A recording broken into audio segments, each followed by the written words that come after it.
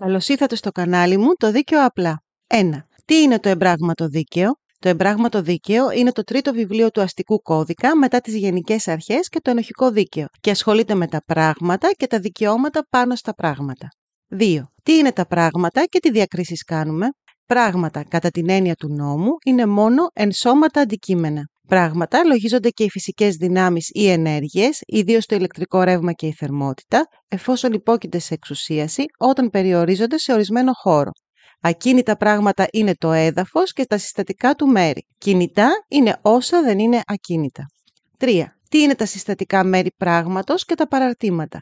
Συστατικό μέρος πράγματος ονομάζεται το πράγμα που δεν μπορεί να αποχωριστεί από το κύριο πράγμα χωρίς βλάβη αυτού του ίδιου ή του κύριου πράγματος ή χωρίς αλλίωση της ουσίας ή του προορισμού τους. Συστατικά του ακινήτου, με την έννοια του προηγούμενου άρθρου, είναι και τα πράγματα που έχουν συνδεθεί στερεά με το έδαφος, ιδίως οικοδομήματα, τα προϊόντα του ακινήτου εφόσον συνέχονται με το έδαφος, το νερό κάτω από το έδαφος και η πηγή, οι σπόροι μόλις σπαρθούν και τα φυτά μόλις φυτευτούν. Συστατικά του οικοδομήματος πάλι είναι όλα τα κινητά που χρησιμοποιήθηκαν για την ανέγερσή του ή συναρμόστηκαν σε αυτό. Παράδειγμα, τα τούβλα του σπιτιού, οι σωληνώσεις, ο ανελκυστήρας κτλ.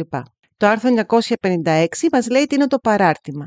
Παράρτημα είναι το κινητό πράγμα που χωρίς να είναι συστατικό του κύριου πράγματος έχει προοριστεί να εξυπηρετεί διαρκώς τον οικονομικό του σκοπό και έχει τεθεί ήδη σε τοπική σχέση προς το κύριο πράγμα αντίστοιχη προς αυτό το σκοπό. Παράδειγμα, ο ηλιακός θερμοσύφωνας. 4. Ποια είναι τα πράγματα εκτός συναλλαγής και σε ποιον ανήκουν? Υπάρχουν κάποια πράγματα τα οποία είναι εκτός συναλλαγής, δηλαδή δεν μπορούν να πουληθούν ή να αγοραστούν. Πράγματα εκτός συναλλαγής είναι τα κοινά σε όλους, τα κοινόχρηστα και τα προορισμένα στην εξυπηρέτηση δημόσιων, δημοτικών, κοινοτικών ή θρησκευτικών σκοπών. Ειδικά για τα κοινόχρηστα πράγματα, μας δίνει το άρθρο 967 παραδείγματα. Πράγματα κοινής χρήσης είναι ιδίως τα νερά με ελεύθερη και αέναη ροή, οι δρόμοι, οι πλατείες, οι γυαλί, τα λιμάνια και οι όρμοι, οι όχθες πλεύσιμων ποταμών, οι μεγάλες λίμνες και οι όχθες τους. Σε ποιον ανήκουν τα κοινόχρηστα πράγματα? Τα κοινόχρηστα πράγματα, εφόσον δεν ανήκουν σε δήμο ή κοινότητα ή ο νόμος δεν ορίζει διαφορετικά, ανήκουν στο δημόσιο. Σύμφωνα με το άρθρο 970, σε κοινόχρηστα πράγματα μπορούν να αποκτηθούν με παραχώρηση της αρχής κατά τους όρους του νόμου ιδιαίτερα ιδιωτικά δικαιώματα, εφόσον με τα δικαιώματα αυτά εξυπηρετείται ή δεν αναιρείται η κοινή χρήση. Κλασικό παράδειγμα, η τοποθέτηση τραπεζοκαθισμάτων από εστιατόριο ή καφέ σε πλατεία ή πεζόδρομο. 5. Ποια είναι τα εμπράγματα δικαιώματα? Εμπράγματα δικαιώματα είναι αυτά που παρέχουν εξουσία άμεση και εναντίον όλων πάνω στο πράγμα. Αυτά είναι η κυριότητα, οι δουλείες, το ενέχειρο και η υποθήκη. Πριν αναλύσουμε ένα-ένα τα εμπράγματα δικαιώματα, θα πρέπει να δούμε μια πραγματική κατάσταση την οποία προστατεύει το δίκαιο ανεξάρτητα από το αν βασίζεται σε εμπράγματο δικαίωμα. Αυτή είναι η νομή. 6. Τι είναι η νομή και πώς προστατεύεται? Όποιος απέκτησε τη φυσική εξουσία πάνω στο πράγμα είναι νομέας του αν ασκεί την εξουσία αυτή με διάνοια κυρίου.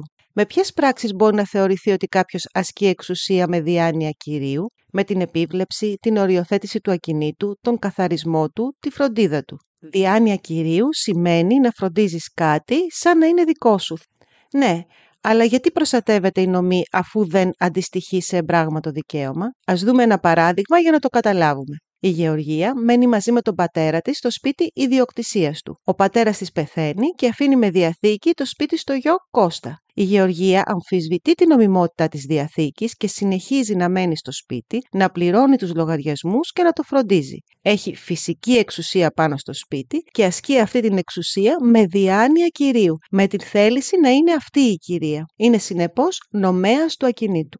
Το δίκαιο θεωρεί ότι αυτή η πραγματική κατάσταση θα πρέπει να προστατευθεί για να μην υπάρχει αυτοδικία και γι' αυτό το λόγο δίνει κάποια δικαιώματα στον νομέα. Έτσι λοιπόν, αν η νομή προσβληθεί είτε με διατάραξη, δηλαδή ενόχληση, είτε με αποβολή του νομέα, εφόσον αυτές γίνονται παράνομα και χωρίς τη θέλησή του, ο νομέας έχει σύμφωνα με τα άρθρα 987 και 989 το δικαίωμα να ζητήσει την πάυση της διατάραξης και την παράληψή της στο μέλλον ή την απόδοση της νομής από αυτόν που την πήρε. Αυτό όμως το δικαίωμα έχει πολύ σύντομη παραγραφή. Πρέπει να τα κάνει όλα αυτά σύμφωνα με το άρθρο 992 μέσα σε ένα χρόνο. Στο παράδειγμά μας, αν ο Κώστας πάει και αλλάξει κλειδαριές στο σπίτι, η Γεωργία έχει δικαίωμα μέσα σε ένα χρόνο να πάει στο δικαστήριο και να ζητήσει την απόδοση του σπιτιού. Δεν έχει σημασία αν πράγματι η διαθήκη είναι νόμιμη και ο Κώστας είναι ο κύριος του σπιτιού. 7. Τι είναι η κατοχή και πώς προστατεύεται? Κατοχή σημαίνει να έχεις φυσική εξουσία σε ένα πράγμα. Όταν για παράδειγμα οδηγείς και χρησιμοποιείς το αυτοκίνητο του αδελφού σου χωρίς να το θεωρείς δικό σου και χωρίς βέβαια να σου ανήκει. Όταν μισθώνεις ένα διαμέρισμα και μένεις σε αυτό. Ο αστικός κώδικας μας λέει ότι ο κάτοχος ενός πράγματος μπορεί να προσφύγει στο δικαστήριο όταν υπάρχει παράνομη διατάραξη της νομής πράγματος ή δικαιώματος ή αποβολής από αυτή με τις ίδιες αγωγές που έχει και ο νομέας. Στο προηγούμενο παράδειγμα, αν η Γεωργία νοικιάσει το σπίτι στο Μάριο, ο Μάριος έχει και αυτός δικαίωμα να ασκήσει αγωγή εναντίον του Κώστα. Πάμε τώρα να δούμε το σημαντικότερο εμπράγματο δικαίωμα. 8. Τι είναι η κυριότητα και ποιο το περιεχόμενό της? Αντικείμενο κυριότητας είναι μόνο πράγματα ή όσα θεωρούνται πράγματα από τον νόμο. Το δικαίωμα κυριότητας ονομάζεται απόλυτο δικαίωμα, γιατί ο κύριος του πράγματος μπορεί, εφόσον δεν προσκρούει στον νόμο ή σε δικαιώματα τρίτων, να το διαθέτει καταρέσκεια και να αποκλείει κάθε ενέργεια άλλου πάνω σε αυτό. Προσοχή τώρα στους εξής κανόνες. Το συστατικό μέρος πράγματος δεν μπορεί να είναι χωριστά αντικείμενο κυριότητας ή άλλου εμπράγματου δικαιώματος. Ως προς το παράρτημα ισχύει το εξής. Δικαιοπραξία εμπράγματη για το κύριο πράγμα περιλαμβάνει σε περίπτωση αμφιβολίας και το παράρτημα. 9. Πώς αποκτάται η κυριότητα ακινήτου? Σύμφωνα με το άρθρο 1033 απαιτούνται οι εξής προϋποθέσεις. Χρειάζεται πρώτα-πρώτα αυτός που μεταβιβάζει να είναι ο κύριος του ακινήτου. Χρειάζεται συμφωνία μεταξύ του κυρίου του ακινήτου και αυτού που αποκτά την κυριότητα ότι μετατίθεται σε αυτόν η κυριότητα. Χρειάζεται κάποια νόμιμη αιτία. Τι είναι αυτό? Τώρα θα σας πω αυτό που μου είχε φανεί πολύ περίεργο όταν ξεκίνησα τη νομική και αν κάνω top 10 των πιο περίεργων νομικών ενιών θα είναι σίγουρα στην πρώτη τριάδα. Η μεταβίβαση κυριότητας είναι μια εμπράγματη δικαιοπραξία. Ως βάση της όμως έχει μια ενοχική δικαιοπραξία, όπως πώληση ή δωρεά, η οποία υποτίθεται ότι προηγείται χρονικά της μεταβίβασης κυριότητας. Δηλαδή, πρώτα υπόσχεσαι σε κάποιον ότι θα του πουλήσεις το τάδε διαμέρισμα ή θα του το δωρήσεις και στη συνέχεια με την εμπράγματη δικαιοπραξία μεταβιβάζεις την κυριότητα του διαμερίσματος. Στην πράξη βέβαια και οι δύο δικαιοπραξίες γίνονται ταυτόχρονα με το ίδιο συμβολεογραφικό έγγραφο. Η ενοχική λοιπόν δικαιοπραξία συνιστά την νόμιμη αιτία. Μεταβιβάζεις την κυριότητα λόγω πώλησης ή μεταβιβάζεις την κυριότητα λόγω δωρεάς. Τέλος, χρειάζεται συμβολεογραφικό έγγραφο και μεταγραφή, δηλαδή εγγραφή της συμφωνίας στο βιβλίο μεταγραφών του κτηματολογίου. 10. Πώς αποκτάται η κυριότητα κινητού? Για τη μεταβίβαση της κυριότητας κινητού απαιτείται παράδοση της νομής του από τον κύριο σε αυτόν που την αποκτά και συμφωνία των δύο ότι μετατίθεται η κυριότητα. Χρειάζεται λοιπόν ο κύριος να παραδώσει τη νομή σε αυτόν που την αποκτά και χρειάζεται και συμφωνία. Όπως παρατηρούμε, για να αποκτηθεί η κυριότητα κινητού δεν χρειάζεται συμβολεογραφικό έγγραφο, ούτε βέβαια εγγραφή στο βιβλίο μεταγραφών. Το φαντάζεστε για να αγοράζουμε τσίχλες από το περίπτερο να πρέπει να υπογράψουμε συμβολεογραφικό έγγραφο? 11. Και αν κάποιος σου μεταβιβάσει κάτι που δεν του ανήκει, κτήση κινητού από μη κύριο. Προσέξτε εδώ μία διαφορά με τα ακίνητα. Στα κινητά αποκτάται κυριότητα ακόμα και αν αυτός που μεταβίβασε την κυριότητα δεν είναι ο κύριος του πράγματος. Αυτό ισχύει ιδίως όταν το πράγμα το δίνει κάποιος που έχει δικαίωμα επικαρπίας ή ενεχείρου πάνω στο πράγμα, ή μισθωτής ή ο θεματοφύλακας. Μπορείτε να φανταστείτε για ποιο σκοπό επιτρέπει ο νόμος αυτό το πράγμα? Γιατί θέλει να υπάρχει ένα σαφές πλαίσιο για το σε ποιον ανήκει ένα κινητό. Επιπλέον, συνήθως αυτός που θα δίνει το πράγμα το έχει ήδη στην κατοχή του, όπως αναφέρουν τα παραδείγματα που είπα πριν.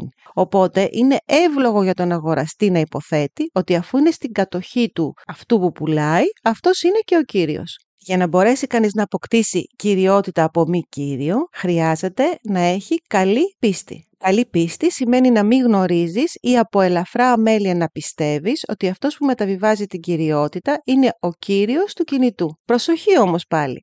Αν το πράγμα έχει κλαπεί από τον κύριο, δεν αποκτάς κυριότητα, αλλά αυτό είναι η εξαίρεση και είπα ότι δεν θα πω τις εξαιρέσεις, αλλά τελικά το είπα. 12.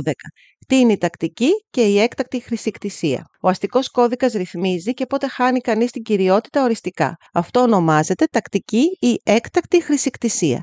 Ας δούμε πρώτα την έκτακτη χρησικτησία που είναι πιο εύκολη. Εκείνος που έχει στην ομή του για μια 20ετία πράγμα κινητό ή ακίνητο γίνεται κύριος. Προϋποθέσεις λοιπόν είναι να έχει στην ομή πράγματος, δηλαδή να έχει τη φυσική εξουσία επάνω του με διάνοια κυρίου και αυτό να διαρκέσει 20 χρόνια. Δεν είναι προϋπόθεση να είσαι καλόπιστος, να νομίζεις δηλαδή ότι έχεις πράγματι κυριότητα. Μπορεί απλώς να έχεις ιδιοποιηθεί κάτι. Μετά από 20 χρόνια γίνεται δικό σου. Γιατί το προβλέπει αυτό ο νόμος?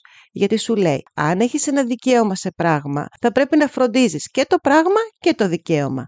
Αν κάποιος σου το πάρει το πράγμα και εσύ αδιαφορήσεις για 20 ολόκληρα χρόνια, πάει να πει ότι δεν σε ενδιαφέρει το πράγμα, οπότε το αποκτά άλλος. Παράδειγμα, δύο αδέλφια, ο Γιάννης και ο Γιώργος, έχουν γειτονικά χωράφια και δεν συμφωνούν για τα όρια των χωραφιών. Ο Γιάννης έχει καταλάβει τμήμα του χωραφιού του Γιώργου, έχει φυτέψει ελιές, έχει βάλει κοτούλες στο χωράφι, έχει περιφράξει το χωράφι του και μαζί το τμήμα του χωραφιού του αδελφού του. Ο Γιώργος ξέρει ότι υπάρχει καταπάτηση. Θέλει να πάει στο δικαστήριο, αλλά μένει στην Αμερική. Το πράγμα ξεχνιέται κτλ. Αφού συμπληρωθούν 20 χρόνια, ο Γιάννης αποκτά το κομμάτι του χωραφιού του Γιώργου με έκτακτη χρησικτησία. Η άλλη περίπτωση είναι η τακτική χρησικτησία. Για την τακτική χρησικτησία, ο νόμος απαιτεί να έχει κάποιος νομή σε πράγμα για 3 χρόνια αν είναι κινητό και 10 αν είναι ακίνητο. Να είναι καλόπιστος, δηλαδή να θεωρεί χωρίς βαριά αμέλεια ότι απέκτησε την κυριότητα και χρειάζεται να υπάρχει και νόμιμος τίτλος, δηλαδή οποιοσδήποτε τρόπος με τον οποίο αποκτάται η κυριότητα. Για παράδειγμα, στα ακίνητα νόμιμος τίτλος είναι το συμβολογραφικό έγγραφο που έχει μεταγραφεί. Παράδειγμα τακτικής χρησικτησίας. Ο Γιώργος μεταβίβασε την κυριότητα ακινήτου που δεν του ανήκει στη Μαριάννα. Το συμβόλαιο μεταγράφηκε. Η Μαριάννα δεν γνώριζε ότι ο Γιώργος δεν είναι κύριος του ακινήτου. Μετά από 10 χρόνια αποκτά κυριότητα με τακτική χρησικτησία. 13. Πώς προστατεύεται η κυριότητα? Η διεκδικητική αγωγή. Όταν κάποιος μας έχει πάρει ή καταλάβει το πράγμα μας, τότε ως κύριοι δικαιούμαστε να ασκήσουμε τη διεκδικητική αγωγή σε δικαστήριο. Με αυτή την αγωγή μπορούμε να απαιτήσουμε από τον νομέα ή τον κάτοχο την αναγνώριση της κυριότητάς μας και την απόδοση του πράγματος. Στο παράδειγμα που είδαμε ήδη με τη Γεωργία που νέμεται το σπίτι μετά το θάνατο του πατέρα της, ο Κώστας που απέκτησε το σπίτι με τη διαθήκη του πατέρα τους ασκεί διεκδικητική αγωγή κατά της Γεωργίας και τη ζητά την αναγνώριση της κυριότητάς του και την απόδοση του σπιτιού. 14. Πώς προστατεύεται η κυριότητα? Η αρνητική αγωγή. Η κυριότητα δεν προσβάλλεται μόνο όταν κάποιος θεωρεί ότι αυτός είναι ο κύριος ενός πράγματος. Όπως γνωρίζουμε, η κυριότητα μπορεί να προσβάλλεται και με άλλο τρόπο. Ο γείτονας να ρίχνει σκουπίδια στο οικόπεδό μας, η γειτόνισσα να κλέβει τριαντάφυλλα από τον κήπο μας κτλ. Τότε μπορούμε να ασκήσουμε την αρνητική αγωγή. Με αυτή, ο κύριος απαιτεί από εκείνον που προσέβαλε την κυριότητα να άρει την προσβολή και να την παραλείπει στο μέλλον. 15. Πώς ρυθμίζεται η συγκυριότητα εξαδιαιρέτου? Συγκυριότητα εξαδιαιρέτου έχουμε όταν έχουμε περισσότερους κύριους ενός πράγματος. Ο αστικός κώδικας μας λέει ότι στην περίπτωση αυτή εφαρμόζονται οι διατάξεις για την κοινωνία, που έχουμε δει στο βίντεο για το ειδικό ενοχικό δίκαιο. Ειδικά ως προς τις οικοδομές, το άρθρο 1117 μας λέει αυτό που ξέρουμε ήδη, ότι όταν πρόκειται για οικοδομή, ο κύριος ορόφου ή διαμερίσματος είναι αυτοδικαίως συγκύριος εξαδιαιρέτου κατά ανάλογη μερίδα πάνω στα μέρη του όλου ακινήτου, όπως είναι για παράδειγμα το έδαφος, τα θεμέλια, η πρωτότυχη, η στέγη και η αυλή. 16. Τι είναι οι πραγματικές δουλείες? Πραγματικές τις λέμε όχι γιατί είναι αληθινές και δεν είναι ψεύτικες, αλλά γιατί είναι δικαιώματα ενός πράγματος πάνω σε ένα άλλο, ενός ακινήτου πάνω σε ένα άλλο, ανεξάρτητα από το ποιος είναι ο ιδιοκτήτης. Το ακίνητο που έχει δικαίωμα πάνω σε ένα άλλο ακίνητο ονομάζεται δεσπόζων και το ακίνητο που επιβαρύνεται με την υποχρέωση ονομάζεται δουλεύων. Πάνω σε ακίνητο λοιπόν μπορεί να αποκτηθεί εμπράγματο δικαίωμα υπέρ του εκάστοτε κυρίου άλλου ακινήτου που να του παρέχει κάποια ωφέλεια.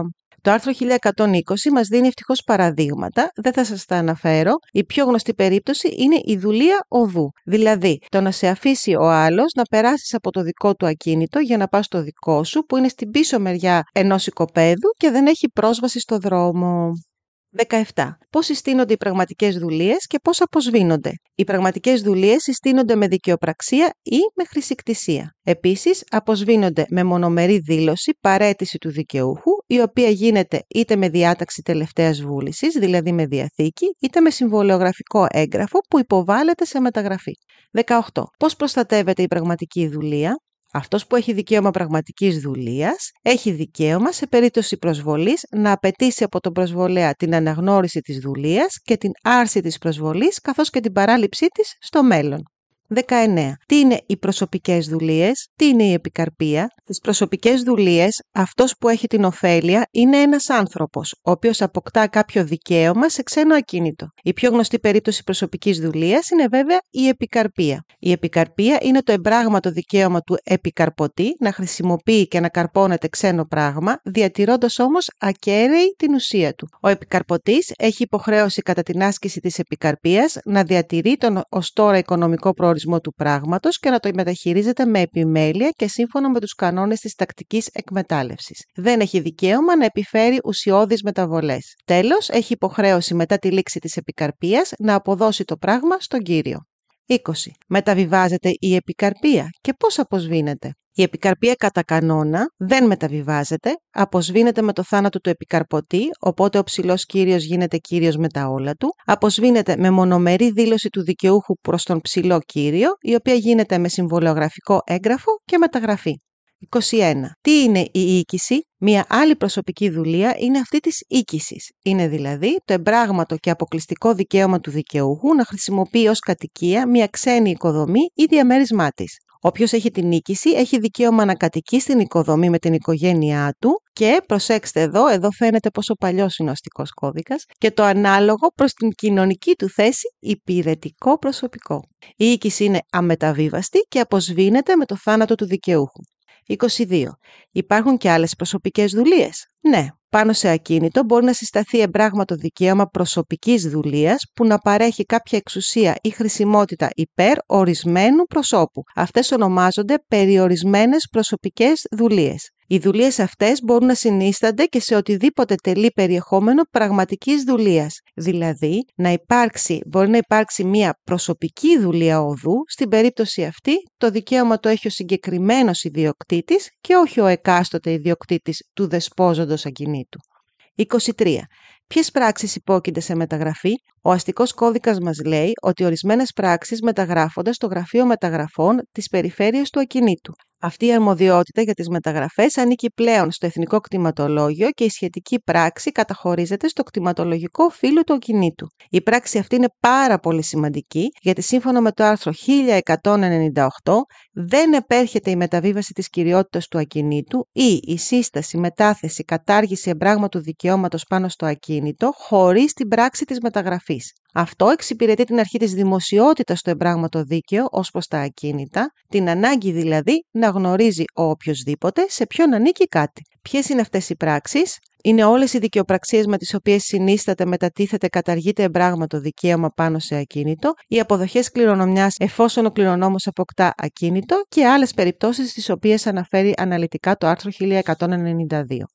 Πάμε τώρα να δούμε το ενέχειρο και την υποθήκη. Αυτά ονομάζονται περιορισμένα εμπράγματα δικαιώματα γιατί παρέχουν στον δικαιούχο μόνο την εξουσία να ζητήσει την αναγκαστική εκποίηση, αυτό που λέμε πληστηριασμό του αντικειμένου, και να ικανοποιηθεί προνομιακά από το πληστηρίασμα, δηλαδή το ποσό που θα κληθεί να πληρώσει αυτός στον οποίον κατακυρώθηκε ο πληστηριασμός. Τα χαρακτηριστικά των δικαιωμάτων αυτών είναι τα εξής. Το δικαίωμα ακολουθεί το πράγμα ακόμη και αν το πράγμα μεταβιβαστεί σε άλλον. Το δικαίωμα εξαρτάται από την αρχική απέτηση για την οποία συστάθηκε. Αν η απέτηση σταματήσει να υπάρχει, γιατί για παράδειγμα ο δανειστής πήρε τα λεφτά του, τότε σταματά να υπάρχει λόγος ύπαρξης και του δικαιώματος αυτού. Έχει μεγαλύτερη δύναμη από ένα ενοχικό δικαίωμα, όπως θα δούμε, οι εμπράγματοι δανειστές, όπως τους λέμε, προηγούνται σε σχέση με τους ενοχικούς δανειστές. Τέλος, σε περίπτωση που υπάρχουν περισσότερα δικαιώματα, ικανοποιείται εκείνο που εγγράφηκε πρώτο στο ειδικό βιβλίο που τηρείται στο κτηματολόγιο. Πάμε να τα δούμε. 24. Τι είναι το ενέχειρο? Ενέχειρο είναι το εμπράγματο δικαίωμα που συστήνεται σε ξένο κινητό πράγμα με στόχο την εξασφάλιση απέτησης του δανειστή. Για τη σύσταση ενεχείρου απαιτείται παράδοση του πράγματος από τον κύριο στο δανειστή, συμφωνία των δύο ότι ο δανειστής αποκτά ενέχειρο στο πράγμα, ιδιωτικό έγγραφο με βέβαιη χρονολογία ή συμβολιογραφικό έγγραφο που προσδιορίζει την απέτηση και περιγράφει το ενεχειραζόμενο πράγμα. Ο δανειστής έχει υποχρέωση να φυλάει το πράγμα. Χωρίς τη συνένεση του ενεχειραστή δεν έχει δικαίωμα να το χρησιμοποιεί ή να το μετενεχειράζει και έχει την υποχρέωση να αποδώσει το πράγμα όταν αποσβεστεί το ενέχειρο. 25. Τι δικαιώματα δίνει το ενέχειρο? Ο δανειστής από τη στιγμή που η απέτησή του έγινε απαιτητή έχει δικαίωμα να πουλήσει το πράγμα με πληστηριασμό αν έχει εκτελεστό τίτλο ή να προκαλέσει δικαστική απόφαση για την πώλησή του με πληστηριασμό. Με τον πληστηριασμό και την κατακύρωση κατά τους όρους του νόμου, ο αγοραστής αποκτά την κυριότητα του πράγματος ελεύθερη από βάρη. 26. Τι είναι η υποθήκη? Σε μια ενοχική σχέση, όπως για παράδειγμα σύμβαση πώλησης, μίσθωσης, παροχής υπηρεσιών, δανείου κτλ., ο οφειλέτης έχει απέναντι στο δανειστή υποχρέωση προς παροχή. Η υποθήκη έρχεται πάνω σε αυτή την ενοχική σχέση και προσθέτει μια εμπράγματη αξίωση. Αν ο οφειλέτης δεν εκπληρώσει την παροχή του, για παράδειγμα δεν αποπληρώσει το δάνειο, ο δανειστής έχει το δικαίωμα να πάει στα δικαστήρια και να ζητήσει την εκπλήρωση βάσει της ενοχικής σχέσης. Αν όμως έχει βάλει και υποθήκη σε ένα ακίνητο του οφειλέτη, τότε έχει δικαίωμα να προχωρήσει στην αναγκαστική εκποίηση του πράγματος με πληστηριασμό και να ικανοποιηθεί προνομιακά από την τιμή κατακύρωσης. Για την απόκτηση υποθήκης απαιτείται τίτλος που χορηγεί δικαίωμα υποθήκης και εγγραφή στο βιβλίο υποθηκών. Τίτλοι που χορηγούν δικαίωμα για την απόκτηση υποθήκης είναι ο νόμος, να προβλέπεται δηλαδή σε κάποια διάταξη νόμου, η δικαστική απόφαση και η ιδιωτική βούληση. 27. Από πότε υπάρχει η υποθήκη? Η υποθήκη υπάρχει από τη στιγμή που γίνεται κανονική εγγραφή της στο βιβλίο υποθηκών της περιφέρειας όπου βρίσκεται το ακίνητο. Η ημέρα της εγγραφής κανονίζει την προτίμηση των υποθηκών. Όλες οι υποθήκες που γράφηκαν την ίδια μέρα έχουν την ίδια τάξη. Αυτό είναι πολύ σημαντικό, όπως θα δούμε σε λίγο. 28. Τι είναι η προσημείωση υποθήκης? Με πράξεις όπως δικαστική απόφαση, διαταγή πληρωμής και άλλες μπορεί να εγγραφεί προσημείωση υποθήκης. Η διαφορά της από την υποθήκη είναι ότι χορηγεί μόνο δικαίωμα προτίμησης για την απόκτηση υποθήκης. Όταν η απέτηση επιδικαστεί τελεσίδικα, η προσημείωση τρέπεται σε υποθήκη, η οποία λογίζεται ότι έχει εγγραφεί από την ημέρα της προσημείωσης. Αυτό σημαίνει ότι η προσημείωση δεν δίνει κάποιο ιδιαίτερο δικαίωμα προτεραιότητας. Αν όμως μετατραπεί σε υποθήκη, τότε μπαίνει στη σειρά προτεραιότητας με βάση την ημέρα της προσημείωσης και όχι με βάση την ημέρα της μετατροπής. 29. Τι γίνεται αν πληστηριαστεί το πράγμα? Η προτεραιότητα μεταξύ των ενυπόθηκων δανειστών κανονίζεται κατά τη χρονολογική τάξη της εγγραφής της υποθήκης τους. 30. Πώς αποσβήνεται η υποθήκη? Η απόσβεση της απέτησης με οποιονδήποτε τρόπο επιφέρει την απόσβεση της υποθήκης. Οι υποθήκες που έχουν εγγραφεί εξαλείφονται μετά από το βιβλίο υποθηκών είτε με συνένεση του δανειστή είτε με τελεσίδικη απόφαση. Πάμε να δούμε 10 πρακτικές ασκήσεις. 1. Ποιο από τα παρακάτω δεν είναι εμπράγματη δικαιοπραξία? Α. Η υποθήκη. Β. Το ενέχειρο. Γ. Η μεταβίβαση κυριότητας κινητού. Δ. Η πώληση κινητού. Το Δ βέβαια. Η πώληση κινητού είναι ενοχική δικαιοπραξία. Με αυτήν υπόσχεσαι σε κάποιον ότι θα του μεταβιβάσει την κυριότητα ενός πράγματος και ο απέναντι υπόσχεται ότι θα πληρώσει το τίμημα. Η ενοχική δικαιοπραξία πρέπει να διακρίνεται από την εμπράγματη δικαιοπραξία μεταβίβασης της κυριότητας. 2. Η Ευτυχία πούλησε και μεταβίβασε την καρσονιέρα της στον Σταύρο. Όταν όμως του παρέδιδε τα κλειδιά, είχε πάρει μαζί της και το έπιπλο του μπάνιου. Ο Σταύρος της είπε ότι το έπιπλο του μπάνιου του ανήκει. Ποιος έχει δίκιο? Το έπιπλο του μπάνιου είναι συστατικό μέρος του ακινήτου, γιατί έχει συναρμοστεί σε αυτό. Οπότε ανήκει στο Σταύρο και δεν μπορεί να το πάρει μαζί της η Ευτυχία. Ακόμα και αν θεωρήσουμε ότι είναι παράρτημα, σε περίπτωση αμφιβολίας θεωρείται ότι η μεταβίβαση κυριότητας αφορά και αυτό. Οπότε ανήκει στο Σταύρο και δεν μπορεί να το πάρει μαζί της η Ευτυχία. 3. Η Παναγιώτα μεταβίβασε την κυριότητα του διαμερίσματός της στο Γιώργο. Ο δικηγόρος του Γιώργου ξέχασε όμως να κάνει τη μεταγραφή. Απέκτησε κυριότητα ο Γιώργος? Όχι βέβαια, γιατί όπως μας λέει το άρθρο 1033, για τη μεταβίβαση κυριότητας ακινήτου θα πρέπει να υπάρξει και η μεταγραφή του ακινήτου στο κτηματολογικό γραφείο. 4. Η Γεωργία συμφώνησε με την Κωνσταντίνα τη Δευτέρα ότι θα της πουλήσει το κινητό της έναντι 800 ευρώ. Η Κωνσταντίνα της έδωσε προκαταβολή 100 ευρώ και κανόνισε να βρεθούν την Τρίτη το μεσημέρι για να δοθεί το κινητό στην Κωνσταντίνα και να αποπληρωθεί το τίμημα. Ο Μάνος όμως, που ήθελε και αυτός αυτό το κινητό, προσέφερε στη Γεωργία 850 ευρώ για το κινητό. Η Γεωργία συμφώνησε, συναντήθηκαν την Τρίτη το πρωί, πήρε το 850 ευρώ και ο Μάνος πήρε το κινητό. Ποιος απέκτησε την κυριότητα? Και τι μπορεί να κάνει αυτός που δεν την απέκτησε? Ο Μάνος απέκτησε το κινητό σύμφωνα με το άρθρο 1034. Σύναψαν και αυτή τη Δευτέρα ενοχική σύμβαση και την Τρίτη το πρωί έγινε η εμπράγματη δικαιοπραξία, δηλαδή η συμφωνία για μεταβίβαση της κυριότητας και η παράδοση του πράγματος. Η Γεωργία είχε συνάψει ενοχική σύμβαση της πώλησης με την Κωνσταντίνα, όμως η Γεωργία βρίσκεται ως δανείστρια σε αδυναμία παροχής και συνεφώς, σύμφωνα με αυτά που έχουμε μάθει στο ενοχικό δίκαιο, η Κωνσταντίνα μπορεί να ασκήσει τα δικαιώματα που προβλέπει το άρθρο 382 του αστικού κώδικα. 5. Ο Γιώργος είναι επαγγελματίας κλέφτης. Ναι, νομικά το λέμε ασκεί κατ' επάγγελμα κλοπές. Ανάμεσα στα κλοπημαία έχει και γύρω στα 20 ρολόγια μέτριας ή μεγάλης αξίας. Όταν ο γείτονας Κώστας, που δεν γνωρίζει τη δραστηριότητα του Γιώργου, του αναφέρει ότι θέλει να αγοράσει ένα ρολόι, ο Γιώργος του προτείνει να του πουλήσει ένα μεταχειρισμένο από τη συλλογή που έχει. Ο Κώστας μπαίνει πράγματι στο σπίτι, διαλέγει ένα ρολόι, πληρώνει το αντίτιμο, παίρνει το ρολόι και φεύγει. Απέκτησε την κυριότητα του ρολογιού. Έχει σημασία το ότι δεν γνώριζε ότι τα ρολόγια είναι κλεμμένα? Όχι, δεν έχει αποκτήσει κυριότητα ο Κώστας, γιατί η κυριότητα δεν μεταβιβάζεται αν το πράγμα έχει κλαπεί. Δεν έχει σημασία η καλή του πίστη, το γεγονός δηλαδή ότι δεν γνώριζε ότι ο Γιώργος δεν ήταν κύριος του ρολογιού. 6.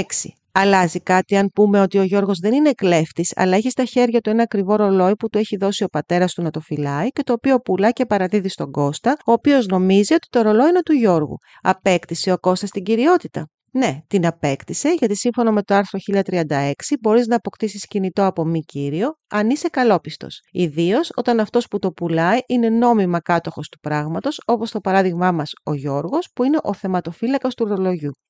7. Ο Ιωάννης πετάει τα σκουπίδια του στον κήπο του διπλανού ακατοίκητου σπιτιού. Η Δήμητρα, ιδιοκτήτρια του ακατοίκητου σπιτιού, εμφανίζεται κάποια μέρα και βλέπει τον κήπο του σπιτιού της γεμάτο σκουπίδια. Ρωτά τον Ιωάννη, ο οποίος της απαντά με θράσος: δεν έγινε και τίποτα, αφού δεν μένει εκεί. Και εν πάση περιπτώσει πετά μόνο πορτοκαλόφλουδες και άλλα υπολείμματα τροφίμων και τα τρώνε τα πουλιά. Η Δήμητρα αναγκάστηκε να φέρει ιδιωτικό συνεργείο για να καθαρίσει το σπίτι της από τις βρωμιές. Τι μπορεί να κάνει? Μπορεί να ασκήσει αρνητική αγωγή. Η αρνητική αγωγή ασκείται όταν κάποιος ή κάποια προσβάλλει το δικαίωμά μας, οπότε εμείς του ζητάμε να σταματήσει την προσβολή, κοινώς να σταματήσει να πετά τα σκουπίδια και να μην το ξανακάνει στο μέλλον. Επιπλέον, επειδή η πράξη του Ιωάννη είναι παράνομη και υπαίτεια και προκάλεσε ζημιά στη Δήμητρα, μιας και το σπίτι ήταν γεμάτο σκουπίδια, η Δήμητρα μπορεί να ζητήσει αποζημίωση, η οποία θα περιλαμβάνει και το ποσό που ξόδεψε για τον καθαρισμό του σπιτιού. Η Ελένη, 80 χρονών, μεταβίβασε τη μονοκατοικία της στο γιο της, συμφώνησαν όμως ότι θα μένει αυτή στο σπίτι μαζί με ένα ζευγάρι που την προσέχει και φροντίζει το σπίτι μέχρι να πεθάνει. Τι δικαιοπραξία είναι αυτή? Οίκηση, επικαρπία, δουλεία χρήσης ή μίσθωση? Είναι οίκηση. Δεν είναι βέβαια δουλεία χρήσης, γιατί εγώ εφήβρα τον όρο, δεν υπάρχει, ούτε μίσθωση, αφού δεν συμφωνήθηκε μίσθωμα. Επικαρπία δεν είναι, γιατί η Ελένη θα μένει η ίδια στο σπίτι και δεν μπορεί να τον νοικιάσει. 9. Γίνεται πληστηριασμός διαμερίσματος του Παναγιώτη, αξίας 100.000 ευρώ. Ο Παναγιώτης χρωστά σε γνωστό πολυκατάστημα 900 ευρώ από μη πληρωμή δόσεων για αγορά έξυπνου κινητού, ενώ έχει εγγραφεί προσημείωση υποθήκης αξίας 20.000 ευρώ στο διαμέρισμά του με ημερομηνία 1η του 2012 από την Κωνσταντίνα, καθώς και υποθήκη αξίας 88.000 από τον Γιώργο με ημερομηνία εγγραφή στο βιβλίο υποθηκών στις 15 Δεκάτου του 2022 και υποθήκη 22.000 ευρώ από την τράπεζα Δέλτα με ημερομηνία εγγραφή στο βιβλίο υποθηκών στις 16 Δεκάτου του 2022. Ποιος θα πάρει πρώτος λεφτά από το πληστηρίασμα εφόσον γίνει πληστηριασμός? Η σειρά έχει ως εξής. Αυτός που έχει δικαίωμα υποθήκης προηγείται από αυτόν που έχει απλώς ενοχικό δικαίωμα, όπως είναι το πολυκατάστημα. Αν υπάρχουν περισσότερες υποθήκες, προηγείται αυτή που εγγράφηκε πρώτη. Έτσι, πρώτα θα πάρει τα λεφτά ο Γιώργος και στη συνέχεια όσα μείνουν η τράπεζα Δέλτα. 10. Στο προηγούμενο παράδειγμα, 10 μέρες πριν γίνει ο πληστηριασμός, η προσημείωση υποθήκης μετατράπηκε σε υποθήκη. Αλλάζει κάτι? Ναι. Εφόσον μια προσημείωση υποθήκης μετατραπεί σε υποθήκη, θεωρείται ότι εγγράφηκε την ημερομηνία της εγγραφής της προσημείωσης. Έτσι, θα πάρει πρώτα τα 20.000 ευρώ η Κωνσταντίνα και όσα μείνουν θα τα πάρει ο Γιώργος.